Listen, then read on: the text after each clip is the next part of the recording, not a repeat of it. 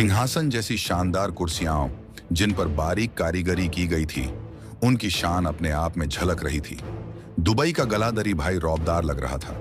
वो बेहद ऑथोरिटेटिव दिखाई दे रहा था और उसके आलीशान घर से शाही ठाट बाट साफ झलक रहा था। वो सोफे पर बैठा हुआ था और एक भारतीय की बातें बड़े ध्यान से सुन रहा था। खालिद पहलवान ने उस बड़े से ड्राइंग रूम को देखा, जो इतना बड़ा था कि बॉम्बे के तेली मोहल्ले के पूरे इलाके को समा सकता था। गलादरी का रहन सहन किसी राजा महाराजा जैसा था। जब एक सजी धजी वर्दी में वेटर ट्रॉली लेकर आया, तो खालिद ने ट्रॉली पर रखे चांदी के बर्तन और सजावट में लगे शुद्ध चांदी के सामान को देखा। वो सोच रहा था कि दुबई के इन अमीरों का ठाठ बॉम्बे के रईसों से अलग है, जो दिखावा तो करते हैं लेकिन उनके घर में दरवाजों पर पीतल के हैंडल लगे होते हैं। खालिद 1 घंटे से ज्यादा समय से वहां बैठा था और गलादरी से एक डील करने की कोशिश कर रहा था। वो चाहता था कि वो दुबई से सोना भारत लाने वाला उनका सबसे भरोसेमंद एजेंट बने। इस दौरान खालिद अपने बेज रंग के सफारी सूट को लेकर थोड़ा असहज था। सफारी सूट की 2 बड़ी जेबें और उसकी बनावट उसे परेशान कर रही थी। उसको लगा कि वो बॉम्बे की गलियों से आए किसी छोटे मोटे गुंडे की तरह लग रहा है, लेकिन खालिद ने तय किया था कि वो एक प्रोफेशनल बिजनेसमैन की तरह पेश आएगा, जिसे लोग गंभीरता से लें। अक्टूबर 1972 की बात है। दुबई में रशीद नाम के एक बड़े पोर्ट का उद्घाटन हुआ था, जिसे एक ब्रिटिश कंपनी ने बनाया था। खालिद ने सोचा कि दुबई आने का ये सही मौका है। उसने अपने पार्टनर बाशु को भी मना लिया था। बाशु, जो खुद ज्यादा पढ़ा लिखा नहीं था, हमेशा चांदी की ईंटों में उलझा रहता था और थोड़े पैसे कमाकर खुश हो जाता था। लेकिन खालिद की सोच अलग थी। वो बड़ा सोचता था। उसने बाशु को समझाया कि अगर वो छोटे मोटे तस्करी के काम में फंसे रहे तो कभी अरबपति नहीं बन पाएंगे। खालिद ने बाशु को बिजनेस का फंडा सिखाया। उसने बताया कि सोने की तस्करी में मुनाफा बहुत ज्यादा है। जहां चांदी की तस्करी में 25% का मुनाफा होता है, वहीं सोने की तस्करी में यह मुनाफा 100% तक जा सकता है। भारत में उस समय गोल्ड कंट्रोल एक्ट के चलते सोना बहुत डिमांड में था। लोग बिना सरकार को बताए सोना रखना चाहते थे। बाजार में सोने की कमी थी, लेकिन इसकी चाहत हर किसी को थी, ज्वेलर्स, आम लोग या फिर जमा करने वाले। खालिद ने बाशु से कहा, अगर हम मार्केट में सोने की सप्लाई करते रहे तो इस धंधे के बॉस हम होंगे। उसकी बात इतनी दमदार थी कि बाशु को कोई सवाल करने की जरूरत नहीं पड़ी। अब उनको बस एक ऐसा पार्टनर चाहिए था जो उनको सोने की लगातार सप्लाई दे सके। इसके बाद खालिद ने दुबई जाने का प्लान बनाया। शुरुआती झिझक के बाद बाशु ने भी हामी भर दी। बाशु ने कुछ कॉल्स किए और गलादरी से मीटिंग फिक्स कर दी। गलादरी परिवार, जो ईरान से आया था, दुबई के रईस और बड़े नामों में से एक था। गलादरी परिवार का इतिहास भी दिलचस्प था। ये लोग 1960 के दशक में ईरान छोड़कर दुबई आए थे। शुरुआती दिनों में उन्होंने छोटे मोटे काम किए। अब्दुल वहाब गलादरी ने 1964 में British bank of the middle east में क्लर्क के तौर पर काम शुरू किया। हालांकि ये नौकरी साधारण थी, लेकिन उसने एक बड़ा सबक सीखा। कनेक्शन बनाओ, तभी कॉन्ट्रैक्ट्स मिलते हैं। वहाब ने बिजनेस में रिस्क लेना सीखा और कहा, रिस्क में रिस्क है, यानी अगर आप रिस्क लेते हैं तो कमाई बढ़ती है। उसने दुबई को री एक्सपोर्ट का हब बना दिया। मतलब ये कि अमेरिका, जापान और यूरोप से जो सामान सस्ते में दुबई आता था, उसे तीसरी दुनिया के देशों में बेचकर मोटा मुनाफा कमाया जा सकता था। खास तौर पर भारत, पाकिस्तान और बांग्लादेश में, जहां सरकारें लोकल बिजनेस को सपोर्ट करने के लिए इंपोर्ट पर रोक लगाती थीं। अब्दुल वहाब ने स्मगलिंग के गलियारे के माध्यम से भारत, पाकिस्तान और बांग्लादेश में घड़ियां, ट्रांजिस्टर, इलेक्ट्रॉनिक सामान, कपड़े और अन्य फैंसी वस्तुओं का एक्सपोर्ट किया। तोशिबा और राडो ब्रांड की घड़ियां, music stereo system, vinyl disc, कपड़े, चमकदार पॉलिएस्टर फैब्रिक, क्रिस्टल वेयर और चीनी मिट्टी के बर्तन सभी 1970 के दशक में भारतीयों तक पहुंच गए थे। लेकिन एक चीज थी जो अब्दुल वहाब को सबसे ज्यादा आकर्षित करती थी, और वो थी सोना। पीली धातु उसे सबसे ज्यादा पसंद थी, लेकिन उसे नहीं पता था कि यही उसके अंत का कारण बनेगी। वास्तव में वह अब दुबई से पाकिस्तान और फिर भारत में सोने और चांदी की स्मगलिंग का अग्रणी था। उसने यह काम 1964 में शुरू किया था, जब यूएई का अस्तित्व भी नहीं था। गलादारी का सोना जौहरियों के बीच काफी प्रसिद्ध था और वहां अक्सर खुद उस कार्गो के साथ जाता था जो स्मगल्ड सोने को कराची और बॉम्बे ले जाता था। वहां बेहद चतुर था। और उसने जल्दी ही समझ लिया कि इंटरनेशनल मार्केट्स में चांदी की डिमांड है, जिसका इस्तेमाल फिल्मों सहित कई इंडस्ट्रीज में होता है। इसीलिए वह चांदी को सोने के दीवाने भारत और पाकिस्तान जैसे देशों में ले जाता था और बदले में इन देशों से चांदी लेकर इसे वेस्टर्न मार्केट्स में मोटे मुनाफे पर बेच देता। भारत में वह और उसके भाई वांटेड व्यक्तियों की सूची में थे, क्योंकि भारत की मुख्य anti smuggling enforcement agency DRI ने उनके खिलाफ लुकआउट नोटिस जारी किए थे। गलादारी भाई भाग्यशाली थे कि वे दुनिया के उस हिस्से में रहते थे जो अन्य देशों के साथ बिजनेस रिलेशनशिप्स के लिए खुला था। दुबई अभी भी अपनी प्रारंभिक अवस्था में था। ट्रूशल स्टेट्स ने 1771 में ब्रिटिश एडमिनिस्ट्रेशन से अपनी स्वतंत्रता प्राप्त की थी। UAE राज्यों का एक संघ 1971 में 6 राज्यों Dubai, Abu Dhabi, Sharjah, Ajman, Umm Al Quwain और फुजैराह के ग्रुप के रूप में स्थापित हुआ। ईरान द्वारा टुनब्स और गुमूसा के द्वीपों पर कब्जा करने के बाद रास अल खैमाह भी असुरक्षित हो गया और फरवरी 1962 में फेडरेशन में शामिल हो गया, जिससे यह 7 राज्यों का ग्रुप बन गया। दुबई ने इन डेवलपमेंट से ठीक 6 साल पहले 1966 में तेल की खोज की थी। 1973 तक दुबई की अपनी करेंसी भी नहीं थी। लोग मॉनेटरी ट्रांजैक्शंस के लिए कतरी रियाल का इस्तेमाल करते थे। दुबई दिरहम को केवल 1973 में इंट्रोड्यूस किया गया। उस समय दुबई की पॉपुलेशन 2 लाख से कम थी, अगर प्रवासियों को छोड़ दिया जाए।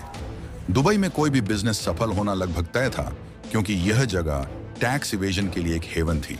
27 के दशक में दुबई में 2 ग्रुप्स थे, ताजिर या मर्चेंट्स। एक तरफ थे ईरान से आए बिजनेसमैन और दूसरी तरफ स्थानीय अरब व्यापारी थे, जिनकी सूक में दुकानें थीं। इन्हें वॉटनीस कहा जाता था। अरब और पाकिस्तानी दोनों ही व्यापारियों का मानना था कि स्मगलिंग जायज है। वास्तव में स्मगलिंग शब्द अरबी भाषा में एब्सेंट था। गलादारी बहुत वेल्थी थे और जब खालिद ने उनसे कांटेक्ट किया तो वह उन कुछ परिवारों में से एक थे जिनकी शासक शेख राशिद बिन सईद अल मक्तूम तक पहुंच थी। उन दिनों मक्तूम अपने लोगों के लिए एक्सेसिबल थे और बाद की जनरेशंस जैसा अहंकार नहीं था। वॉटनीस यानी लोकल अरब्स गलादारियों से नफरत करते थे। वे इन्हें बाहरी मानते थे और सोचते थे कि ये उनके क्षेत्र में हावी हो रहे हैं। गलादारी ने कराची के सेंट पैट्रिक हाई स्कूल से अपनी प्रारंभिक शिक्षा पूरी की थी। यही कारण है कि वे अरबी, फारसी और अंग्रेजी के अलावा उर्दू में भी फ्लुएंट थे। खालिद का कम्युनिकेशन स्टाइल बहुत इंप्रेसिव था। वह सीधी और कॉन्फिडेंट बातें करता था। गलादारी भारत के इस 24 वर्षीय युवक से प्रभावित हो गए। अब्दुल वहाब ने महसूस किया कि खालिद में बहुत पोटेंशियल है। तब तक गलादारी हाजी अशरफ जैसे प्रसिद्ध पाकिस्तानी स्मगलर्स के साथ काम कर रहे थे। ये स्मगलर्स दुबई के गोल्ड मार्केट पर मोनोपोली बना चुके थे और भारतीय व्यापारियों का प्रेजेंस नेग्लिजिबल था। खालिद ने गंभीरता से कहा, आपकी मदद से पाकिस्तानी व्यापारियों ने इतना पैसा कमा लिया है कि उनके घरों में गोल्ड के दरवाजे और सिल्वर की दीवारें हैं। मैं सिर्फ एक मौका चाहता हूं खुद को प्रूव करने का। खालिद ने प्रपोजल दिया कि वहाब और उनके भाई जो भी सोना भविष्य में स्मगल करेंगे वह खालिद के जरिए ही जाएगा। खालिद को बॉम्बे में गलादारी के गोल्ड पर एक्सक्लूसिव राइट्स चाहिए थे। वहाब ने अपने भाइयों लतीफ और रहीम की तरफ देखा, जिन्होंने कंधे उचका दिए। ये इशारा था कि उन्हें इस डील में कौशन बरतनी होगी। तुम गवर्नमेंट को कैसे बाईपास करोगे? वहाब ने पूछा। खालिद ने फुल कॉन्फिडेंस के साथ जवाब दिया, सरकार का काम सख्त होना है, लेकिन हमारे पास अपनी स्किल्स हैं। हम भूखे शेर के मुंह से गोश्त का टुकड़ा निकाल सकते हैं। ये सुनकर वहाब इम्प्रेस्ड हो गए। खालिद की यह लाइन डील को फाइनलाइज कर गई। वहाब ने अपना फैसला ले लिया। वह हमेशा से जोखिम उठाने वाला था। उसने खालिद पर पैसा लगाने का फैसला किया। वह जानता था कि सोने की तस्करी में खालिद के साथ पार्टनरशिप सही रहेगी। उसने अपने भाइयों रहीम और लतीफ को भी इस बारे में समझाया और उन्हें भी इस डील में शामिल कर लिया। तीनों ने हाथ मिलाया और एक लंबी साझेदारी पर मुहर लगा दी। अब्दुल वहाब के साथ खालिद की पहली मुलाकात को 45 साल हो चुके हैं, लेकिन खालिद को आज भी उस पहली मुलाकात की हर छोटी सी बात याद है। वह उस मुलाकात में गलादरी भाइयों का दोस्ताना रवैया आज भी याद करता है। हालांकि वह एक नया शख्स था। उन्होंने धीरे धीरे एक मजबूत बंधन बना लिया, जिससे गलादरी और खालिद के साथ साथ दाऊद इब्राहिम की किस्मत भी बदल गई। लेकिन उस वक्त जब खालिद अपने शानदार बीच साइड वाले विला से बाहर निकला, तो उसे यकीन नहीं हो रहा था कि उसने एक बड़ा सौदा कर लिया था। खालिद ने अनुभव से सीखा था कि अगर कुछ होने वाला है तो वह होकर ही रहेगा, चाहे कुछ भी हो। और अगर चीजें मुश्किल लगें और रास्ता रुकावटों से भरा हो तो वह कभी नहीं होने वाला था। उसे लगा कि गिलादरी भाइयों से मिलना अच्छा संकेत था। जब वह दुबई पहुंचा तो खालिद को यह समझ में आया कि गलादरी भाई सोने की तस्करी के बड़े दिग्गज हैं और उनकी पावर और इन्फ्लुएंस के सामने वहां के बाकी लोग खुश नहीं थे।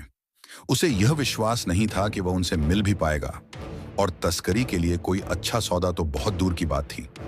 लेकिन खालिद को यह नहीं पता था कि यही अब्दुल वहाब था जिसने ये डील जीती थी। बॉम्बे के तट पर एक ढो यात्रा के दौरान उसे डीआरआई के अधिकारियों ने पकड़ लिया था। हालांकि वह कोर्ट से जमानत लेने में कामयाब रहा और दुबई से भाग निकला। डीआरआई को विश्वास ही नहीं हो रहा था कि अब्दुल वहाब उन्हें धोखा देकर इतनी आसानी से बाहर निकल गया। भारत में उसे वांछित घोषित कर दिया गया। इसके बाद उसके दोनों भाइयों को भी भारतीय सरकार ने भगोड़ा घोषित कर दिया। अब्दुल वहाब के लिए लुकआउट नोटिस जारी होने के बाद वह भारत में अपने सोने की तस्करी के ऑपरेशन के लिए किसी भरोसेमंद शख्स की तलाश में था। तभी खालिद उसके पास पहुंचा। दुबई से लेकर बॉम्बे तक पूरे ऑपरेशन पर खालिद की नजर रखते हुए अब्दुल वहाब के कंधों से एक बड़ा बोझ उतर गया। मुंबई माफिया में एक कहावत है, बेईमानी के सारे धंधे ईमानदारी से होते हैं। मीटिंग खत्म होने के बाद खालिद दुबई में किसी सैर सपाटे के लिए नहीं रुका, जबकि यह उसकी पहली विदेश यात्रा थी। इसके बजाय वह अपनी तस्करी की योजना को अंजाम देने के लिए घर वापस आ गया। जब वह भारत पहुंचा तो वह तेली मोहल्ला पहुंचा और बाशु को पूरी कहानी सुनाई। और इस तरह मैंने सौदा पक्का कर लिया, अब हम तस्करी के धंधे में नंबर 1 होंगे। बाशु ने कोई प्रतिक्रिया नहीं दी, बल्कि उसे एक रहस्यमयी मुस्कान दी। बहुत ही कम समय में यह अप्रत्याशित लाभ हुआ। खालिद ने सोने की कुछ खेप संभाली और देखते ही देखते बाशु और खालिद की तिजोरियां भर गईं और बाशु गिरोह अचानक माफिया पदानुक्रम के शीर्ष पर पहुंच गया। बंबई के हाजी मस्तान और यूसुफ पटेल, गुजरात के सुकुर नारायण बखिया और अन्य बड़े तस्कर बाशु खालिद गिरोह की अचानक सफलता से हैरान थे। दरअसल एक सेवानिवृत्त कस्टम अधिकारी के अनुसार खालिद पहला ऐसा तस्कर था जिसके काम की निगरानी ठीक से की जाती थी। वह तट से तट और जहाज से जहाज तक की निगरानी करता था। दुबई बंदरगाह से लेकर अंतर्राष्ट्रीय जल क्षेत्र में स्टीमर, मछुआरों की नाव और बॉम्बे हार्बर तक के हर कदम की सावधानी पूर्वक योजना बनाई गई और उसे अंजाम दिया गया। इस प्रक्रिया में सभी अन्य तस्कर और प्रतिद्वंद्वी लैंडिंग एजेंट बन गए। हर कोई खालिद जैसे डिप्टी की कामना करता था जो उनके कारोबार को अगले स्तर पर ले जा सके। खालिद खुद 7वें आसमान पर था। सोने की तस्करी न केवल सुचारू रूप से हो रही थी, बल्कि विदेशों में और स्थानीय मारवाड़ी व्यापारियों और ज्वेलर्स के साथ वित्तीय लेन देन भी बिना किसी रुकावट के हो रहा था। रास्ते में एकमात्र बाधा अप्रत्याशित दिशाओं से आई। उसका बॉस बाशु, जिसे उनकी सफलता का जश्न मनाना चाहिए था और उसे एक संपत्ति होने के लिए पुरस्कृत करना चाहिए था, वह रहस्यमय तरीके से व्यवहार कर रहा था। खालिद बाशु की उस पर नाराजगी को समझ नहीं पाया। हाल ही में बशु ने भी उसकी संगति से किनारा करना शुरू कर दिया था। वह चिड़चिड़ा हो गया और उनके रिश्ते खराब होने लगे। सच तो यह था कि बशु ईर्ष्या से जल रहा था और इसने उसके दिमाग को पंगु बना दिया था। वह अपनी सबसे अच्छी संपत्ति की सराहना करने में विफल रहा और इसके बजाय असुरक्षा से घिरा हुआ था। उसकी मुख्य आशंका यह थी कि खालिद अंततः उसे गिरा देगा और उसके गिरोह पर कब्जा कर लेगा। उसने खालिद के पतन की योजना बनाना शुरू कर दिया, या जैसा कि माफिया इतिहासकार अनुमान लगाते हैं, अपने खुद के पतन की।